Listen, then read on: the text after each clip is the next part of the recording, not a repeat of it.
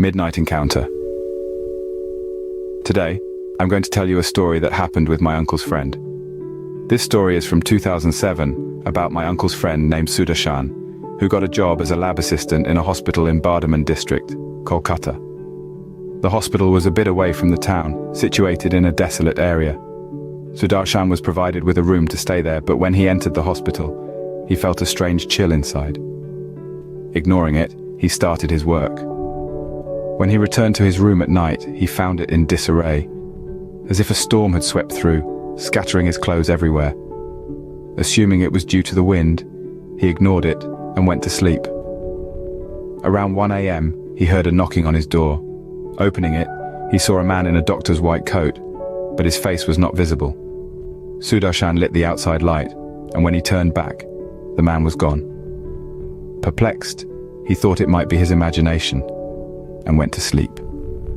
An hour later, there was another knock on his door. This time, when he opened it, a doctor named Bidan in a white coat was standing there.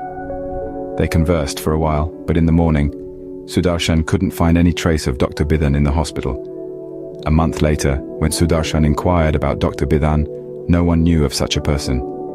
Shocked, he checked the records and found no evidence of a Dr. Bidan. When he returned to his room that night, there was no knocking on the door. However, around 2:30 a.m. he felt another knock, but he decided not to open it. Around 3 a.m. he sensed a presence near his bed and saw Dr. Bidan again, this time with a hidden face. Suddenly, Dr. Bidan began strangling Sudarshan.